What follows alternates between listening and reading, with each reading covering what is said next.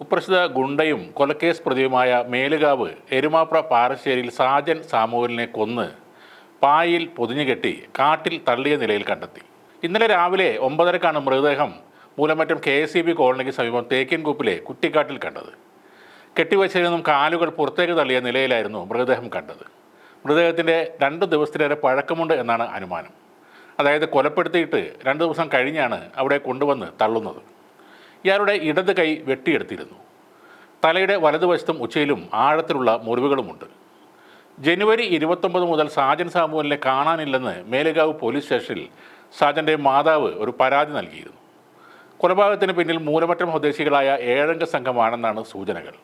ഇതിൽ ഒരാളെ പോലീസ് കസ്റ്റഡിയിൽ എടുത്തതായും പറയുന്നു. മൃതദേഹം തേക്കിൻകൂപ്പിൽ എത്തിച്ച ഓട്ടോറിക്ഷ ഡ്രൈവറുടെ മൊഴി ഈ കേസിലെ നിർണായകമായി മാറി.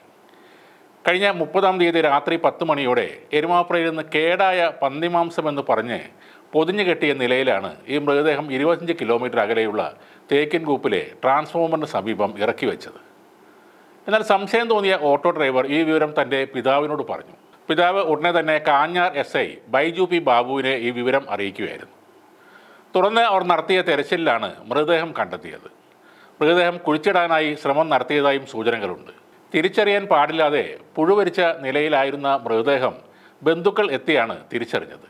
ഡോഗ് സ്ക്വാഡും ഫോറൻസിക്സ് വിദഗ്ധരും ഈ സ്ഥലത്തെത്തി പരിശോധന നടത്തുകയും ചെയ്തു.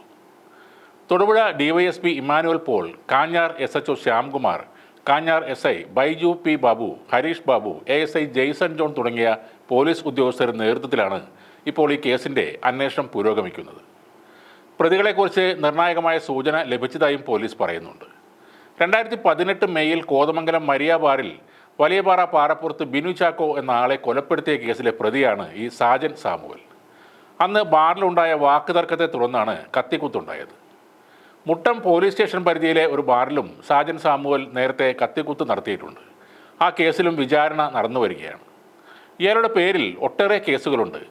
2022 ഫെബ്രുവരിയിൽ മുട്ടം ബാറിന് സമീപം ഗതാഗത തടസ്സമുണ്ടാക്കി കാർ പാർക്ക് ചെയ്ത സാജനോട് കാർ മാറ്റിയിടാൻ നാട്ടുകാർ പറഞ്ഞു. തുടർന്ന് നാട്ടുകാരുടെ നേരെ കാർ ഓടിച്ച് അപകടപ്പെടുത്താൻ ഇയാൾ ശ്രമിക്കുകയും കാറിൽ നിന്ന് തോക്കെടുത്ത് നാട്ടുകാരുടെ നേരെ വെടിവെക്കുകയും ചെയ്തിരുന്നു. പരാതിക്കാരില്ലാത്തതിനാൽ അന്ന് കേസെടുത്തില്ല. 2022 ഓഗസ്റ്റിൽ കാപ്പ കേസ് ചുമത്തി അറസ്റ്റ് ചെയ്തിരുന്നു.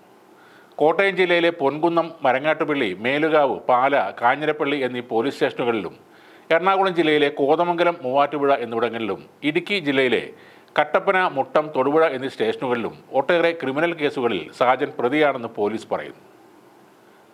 ഒരു ഗുണ്ടയുടെ ദയനീയമായ അന്ത്യം എന്ന് പറയുന്നതിൽ ഉപരിയായി ഒരു ഗുണ്ട അർഹിക്കുന്ന മരണം എന്നേ പറയാനുള്ളൂ.